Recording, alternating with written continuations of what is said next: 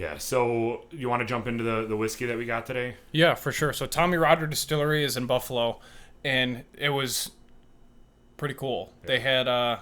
They had like a modern feel to it. They had updated decor throughout their little showroom where you could try different whiskeys, and then their bartender was awesome. She knew the products inside and out, and she actually was from downstate and then moved to Buffalo recently, and she loves the city. So that was good to hear too, because it's another outside perspective. She got here in March, so she's new to Buffalo. She loves Buffalo, and she thinks it's a great kept secret, which we're obviously not trying to hide anymore with the podcast. We're really trying to keep the secrets now. Yeah, super classified information about Buffalo. But yeah, so basically, Tommyrotter Distillery is located in Buffalo. Like I said, they opened their doors in 2015. They're an independent distillery that resides in a 119-year-old box factory that's in the heart of the manufacturing district. And yeah, it is. Yeah. They're right on the corner, and they're right around the corner from the Sabres Arena. Mm-hmm. So I'm going to call it the Sabres Arena because that's timeless. Because that arena changes names probably 6 times a year, and I'm over it. Get something else next year. Yeah, so I'm fed up. But basically, they distill age. Yeah, I'm just over it, man. It's just throw it in the garbage. It's always going to be the Ralph, and it's always going to be where the Sabres play. Yeah. So, anyways, Tommyrotter distills, ages, blends, finishes, and bottles spirits of really high quality, and that's true. They do on site, and they win praise for unique and delicious tasting products. So the one that we have is the American whiskey, right? They're American whiskey. Yep. Good deal. So their distillery is inspired by the Tommyrotters Club, which is a Buffalo-based band of rebellious artisans, and they were committed to pursuing an individual truth, which is pretty cool. They lived and labored in a rogue artist camp, bucking the traditional to seek adventure and mischief and inspiration for their greatest works. Yeah. So they have pictures of guys that are doing legitimate, hard-earned American work.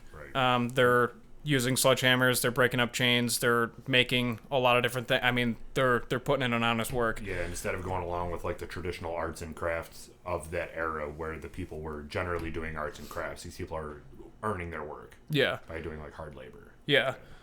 So basically, they're in honor of the industrious spirit by crafting products of exceptional taste through an unyielding pursuit of quality. So when we went there to pick up the bottle for the episode, we did meet Bobby Fine, who's their basically operating partner. Yeah, he's the master distiller there too. Yeah, so he's a young guy. He's super smart, really squared away. He knows his place inside and out. Obviously, it's his. But basically, him and Sean met in 2014 and soon after partnered to found the distillery. So he's the master distiller. He's won top accolades for his gins, which you'll touch on, and their whiskeys, which you'll touch on, in international spirits for competitions and periodicals. So basically, they were all over the place. They just made our news outlet, which you'll touch on too. Yeah. And basically, Sean brings in decades of corporate business acumen to the partnership, having served as a marketing executive for a publicity trading company. So, public trading company. Yeah, public trading company. Sorry. So yeah, the whiskey's already kicking in, and we got to drink again because it just beeped. Perfect. But yeah, so basically, they're awesome people and they do a really good job. Yeah, and their whiskey's very good. They had 3 different types of whiskeys. One was a Tennessee whiskey, I think. One was this American whiskey, and what was the other one? It was a charred. I forgot. It was the casket. Oh, the high wheat mash bill bourbon, the high corn mash bill bourbon, and the Tennessee whiskey. The Tennessee was the one I was thinking of. Yeah. So these whiskeys too, judging based off of the guy at Tommyrotter, he gave us a presentation that he actually used to present to the national distribution center that they ended up signing with, which I'll touch on in a little bit. It was just in the Buffalo News the other day, so it's all public information now. But basically, what all these bourbons are, they're finished in the Cabernet Sauvignon barrels, French oak barrels, basically. Mm-hmm. And so those were the 3 whiskeys there. The one that we have in front of us is really light and sweet. Like, it goes down very smooth. It starts off a little bit harsh. It kind of burns you a little bit going down the first time, but after like it settles in on your tongue and everything, it kind of has a nice sweet taste to it. For sure. Which I like about this one.